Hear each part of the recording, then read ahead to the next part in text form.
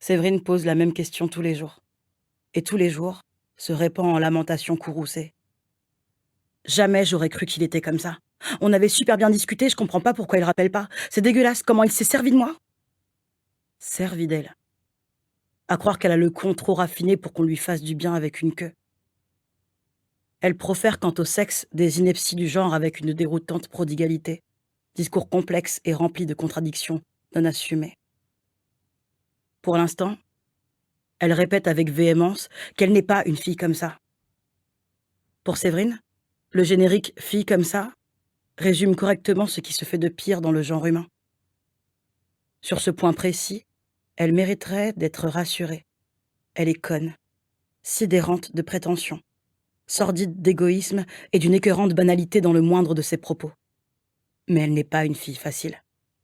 Conséquemment, elle se fait très rarement besogner. Elle en aurait pourtant grand besoin. Nadine la regarde de côté. Résignée à faire office de confidente, elle suggère. Rédige un contrat pour une prochaine fois. Comme quoi le type s'engage à te tenir compagnie le lendemain ou à te rappeler dans la semaine. Tant qu'il signe pas, t'écarte pas. Il faut encore un peu de temps à Séverine pour comprendre si elle doit prendre ça pour une attaque, une boutade ou un judicieux conseil. Elle opte finalement pour un petit rire délicat. Subtilité affectée d'une effroyable vulgarité, puis elle poursuit impitoyablement. Ce que je ne comprends pas, c'est que ce n'est pas le genre de mec à sauter sur n'importe quelle fille. Autrement, j'aurais pas voulu dès le premier soir. Il s'est vraiment passé un truc entre nous. En fait, je crois que je lui ai fait peur. Faut pas croire. Les garçons ont toujours peur des filles qui ont une forte personnalité. Elle aborde volontiers le thème de sa forte personnalité, tout comme elle évoque facilement sa vive intelligence ou l'étendue de sa culture. Énigme du système mental. Dieu seul sait comment elle s'est mis ça en tête. Il est vrai qu'elle soigne sa conversation. Elle l'émaille de bizarreries dûment accréditées par le milieu qu'elle fréquente. Elle se compose également une série de références culturelles qu'elle choisit comme ses accessoires vestimentaires, selon l'air du temps, avec un talent certain pour ressembler à sa voisine.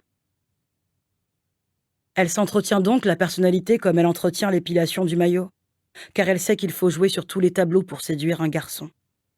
Le but ultime étant de devenir la femme de quelqu'un et, avec le mal qu'elle se donne, elle envisage de devenir la femme de quelqu'un de bien. L'intuition masculine aidant, les garçons se tiennent à bonne distance du bonsaï. Elle finira pourtant par s'en attacher un. C'est alors dans son crâne à lui qu'elle fera ses besoins quotidiens. Nadine s'étire, compatit sincèrement avec le pauvre bougre qui s'y laissera prendre. Elle se lève et va chercher une bière.